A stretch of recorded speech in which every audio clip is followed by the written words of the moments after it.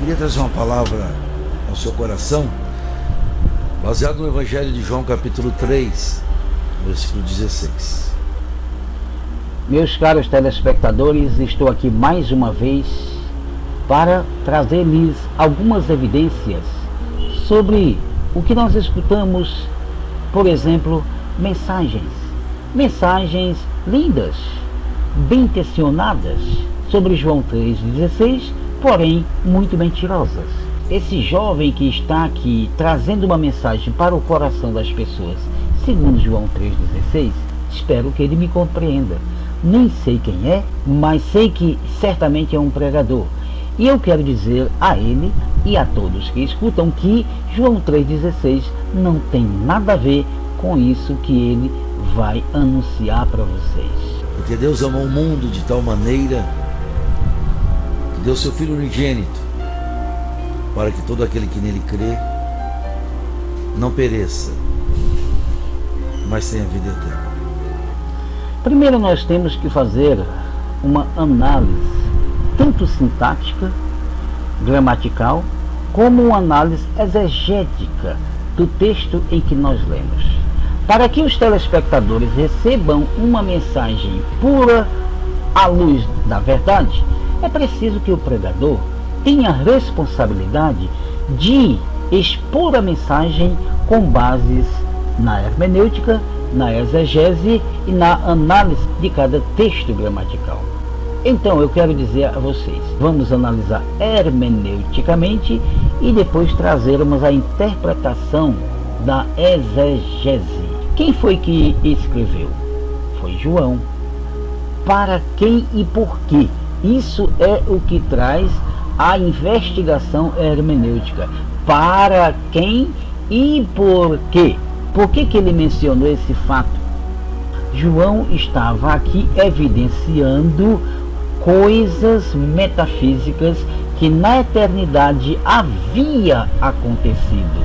Olhe bem, meus amados, que o verbo está no pretérito, no passado perfeito. Se o verbo está no passado perfeito, então agora vamos saber que mundo é este que Deus amou. Eu estou falando Deus na linguagem pagã, mas na verdade o nome do Pai deste Filho que veio para salvar o seu mundo chama-se Yahweh. Deus amou o mundo. A hermenêutica faz com que você pergunte que mundo é este e não simplesmente você ler um texto e achar que ele está falando para a humanidade. Não é. A humanidade é desprezível aos olhos do Deus Todo-Poderoso. Só quem ainda não leu Isaías capítulo 40 e verso 17 é que acha que esse mundo amado pelo Deus vivo é a humanidade. Não é. A humanidade é desprezível aos olhos do Eterno, é menos que nada. Jamais o Messias viria para dar a sua vida por uma coisa desprezível que não vale nada. Esse mundo que ele amou chama-se Israel escolhido. Dentre o Israel literal e o Israel espiritual, que também nos inclui, mas a nossa inclusão não é como religião, é como pessoas. Algumas pessoas estão incluídas neste mundo e eu vou apresentar para vocês aqui. O mundo que ele amou está em Deuteronômio capítulo 14, verso 2. Dentre todas as nações, o Senhor escolheu um povo seu peculiar para ser especial para ele. Então, esse povo foi o povo que ele amou no passado. Vocês estão lembrados do que o profeta disse: reservei para mim 7.000 homens que não se dobraram diante de Baal? Então esse é o povo amado pelo Eterno, que ele escolheu e deu o seu Filho. Um amor de tal maneira que deu o seu Filho para dar a salvação a esse povo escolhido.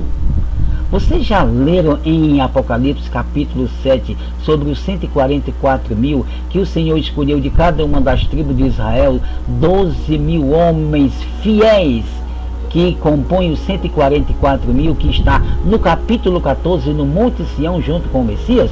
Pois é esse o povo amado e escolhido pelo Eterno que ele deu para o seu filho. E esse povo é o povo eleito que vai reinar com o Messias durante 1000 anos.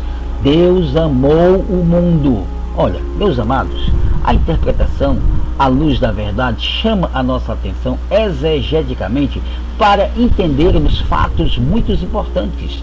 Por exemplo, primeiro você tem que entender que mundo é uma ordem de coisas concretas ou abstratas, e se o Eterno amou o mundo, temos que saber que mundo é este. Mundo não significa apenas humanidade. Mundo é uma ordem de coisas. Quem ainda não leu João 17, verso 9, que o Messias disse: Pai, eu não rogo pela humanidade, mas por aqueles que tu me destes, porque estes são teus. E em João capítulo 6, o mestre disse categoricamente: ninguém vem a mim se o meu Pai não conceder.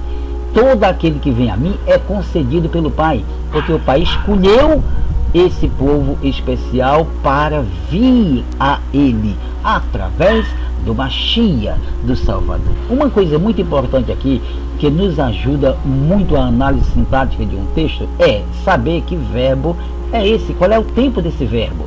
Então, se você lê como certos pregadores que diz: Deus amou o mundo de tal maneira que deu seu Filho unigênito para que todo aquele que nele crer não morra, mas tenha a vida eterna. Só que ele esqueceu que o verbo está no indicativo presente.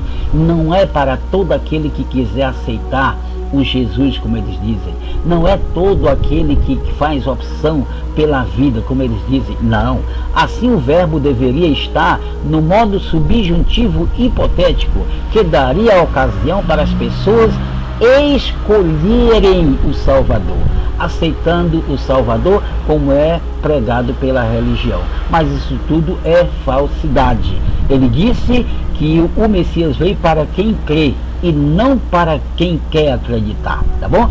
Se o verbo estivesse no modo subjuntivo, estaria com um R na frente, mas pode ver aí na sua Bíblia que o verbo crer aí está apenas com circunflexo. Isso é subentendido que aquele que ouviu o Mashiach é o que veio para escutar.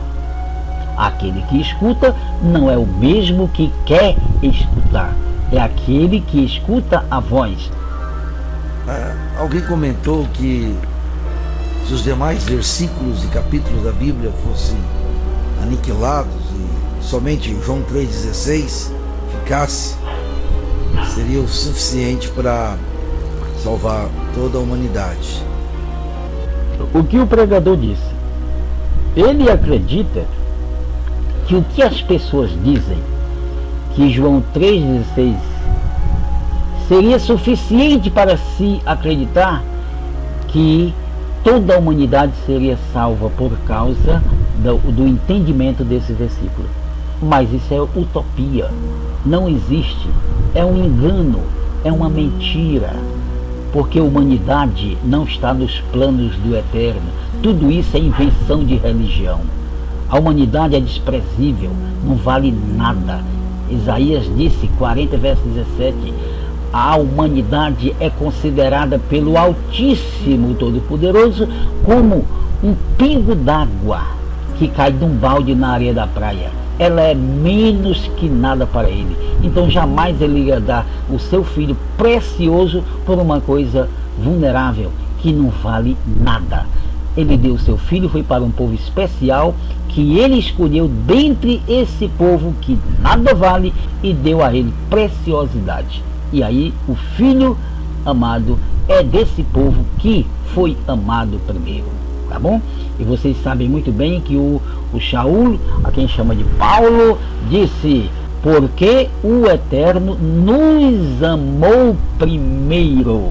Isto quer dizer que Shaul era um remanescente e ele estava falando dele e dos seus irmãos contemporâneos, evidenciando para eles que eles faziam parte do povo amado do Eterno.